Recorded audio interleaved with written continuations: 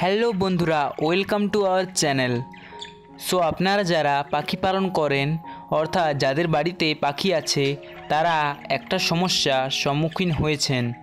সেটা হলো পাখির বাচ্চা হাঁড়িতে বা ব্রিডিং বক্সে মারা যায়। সো এটা কেন হয়, কি করলে আর হবে না, এটাই আপনারা জানবেন আজকের এই ভিডিওটিতে। তো চলুন শুরু করি। আর হ্যাঁ, আমার চ্যানেলে যারা নতুন এসেছেন প্লিজ একটা সাবস্ক্রাইব করে দিয়ে যাবেন, কারণ আপনাদের একটা সাবস্ক্রাইব আমাকে ভিডিও বানানোর জন্য অনেকটাই মোটিভেট করে।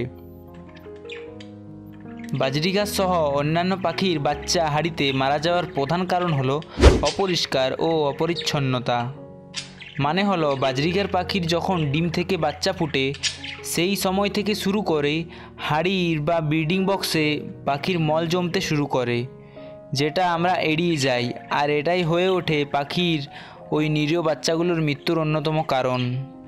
তো আমাদেরকে প্রতিদিন একবার হলেও হাঁড়ির দিকে লক্ষ্য রাখতে হবে। হাঁড়িতে যে মল জমে সেই কারণে পাখির বাচ্চার পায়ে, মুখে মল লেগে যায়। মুখে মল লেগে থাকলে যেহেতু মলগুলো আঠালো হয়, তাই মা পাখি বাচ্চাগুলোকে ফিডিং করাতে পারে না, ফলে বাচ্চাগুলো মারা যায়। আর মল থাকা মানে সেখানে অ্যামোনিয়া সৃষ্টি হয়, যেটা পাখির বাচ্চার জন্য খুব বিষাক্ত।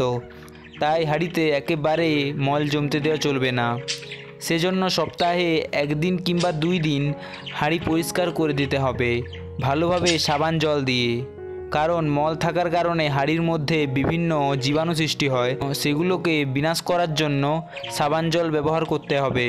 তারপর ধুয়ে ভালোভাবে রোদ্রে শুকিয়ে পুনরায় খাঁচায় হাঁড়িটিকে কিংবা ব্রিডিং বক্সটিকে বেঁধে দিতে হবে। তারপর পাখির বাচ্চাগুলো সেখানে রেখে দিতে হবে।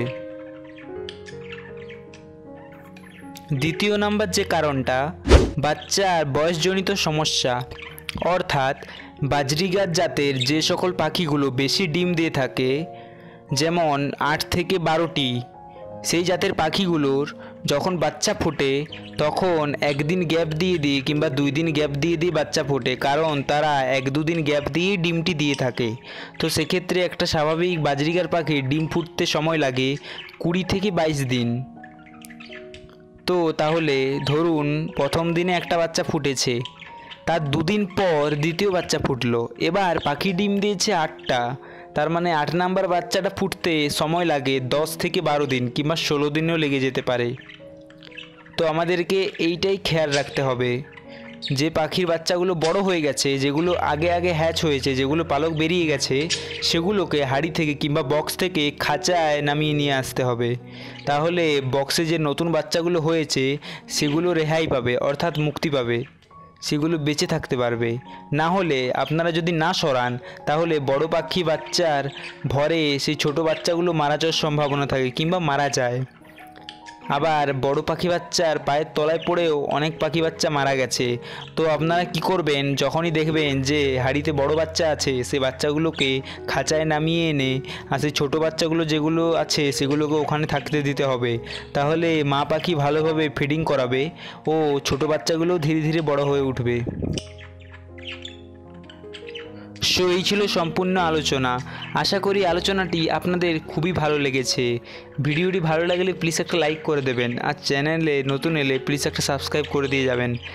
তো আপনার শখের পাখির সুস্থতা কামনা করে আজকে এখানেই বিদায় নিচ্ছি। দেখা হবে অন্য কোনো একটা ভিডিওতে। ততক্ষণ ভালো থাকুন, সুস্থ থাকুন, টাটা।